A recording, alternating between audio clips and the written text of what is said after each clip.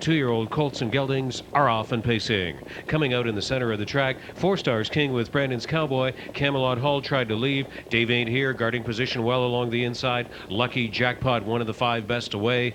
To the inside we go for Thirsty Traveler. In there from 6, Holborn Hanover taking a seat from 7th. Second to last, Duke of Luck. And Yankee Lariat completed the field of 9, but it's Dave Ain't Here. And Doug Brown putting an aggressive steer to put him to the top. The opening split was 26-3. Brandon's Cowboy took in from second, and Lucky Jackpot found a seam and took to the inside third as they move into the Woodbine backstretch. Camelot Hall made a first turn bobble and was taken to the outside. On the way to the half, 4 Stars King sits on the inside in fourth, and Thirsty Traveler tips up first over into the top 5 for Dave Miller on the way to the half. There's Holborn Hanover looking for LaChance, going to be second over into the top 6. Duke of Luck is tipping up 7th at the outside, then Yankee Lariat, and after the first turn bobble, Camelot Hall is the trailer. 55-4 the half. Dave Ain't Here leading it by 2 on the way into the final 3/8 of the mile. Thirsty Traveler tried it first over in the box. Brandon's Cowboy as they sweep onto the final turn, and Lucky Jackpot is back to 4th on the inside. Holborn Hanover now appears to be getting a little bit of stalled cover. He's second over into the top 5. Duke of Luck is looking to the 3 path from 6th.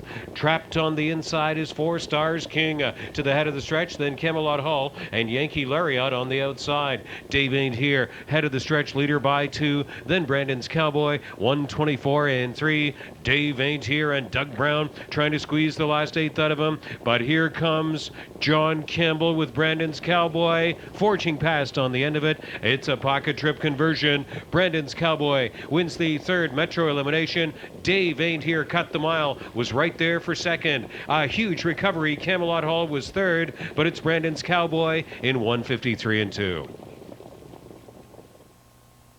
He's coming along. He's getting better every start. He's a big, strong colt, and he's just learning mentally what he's supposed to do out here, and he's figuring it out as he goes along. Now, as far as driving strategy out here tonight, you ended up giving the horse a great trip in the 2-hole, and he was able to pop out in the stretch. But what's he able to do, in your opinion? Well, I think he's going to be very versatile. He can take him off the gate. I raced him like that his first start, and he's closed very strong. And tonight he stepped out of there, very well, and then sat in the hole, relaxed. So he's the kind of colt that is easy to drive. And as I said, he's learning as he goes. I think he'll get more seasoned and even better. Now, another colt that was in here that raced very well here made a break, actually, Camelot Hall, but made a big recovery to get on to be 3rd. Did you see him coming? No, I didn't see him at all. I was concentrating on my colt and getting by Doug's colt, so I didn't see him at all. But I saw him race at the Meadowlands. I know he's a very good colt and can close.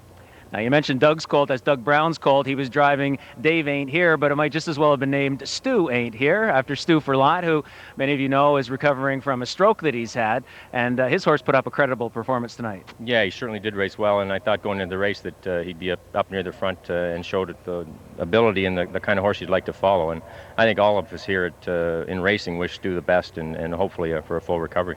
We sure do, and congratulations to you, and wish you the best next week. Thanks very much. We'll need that luck. And back to the prices.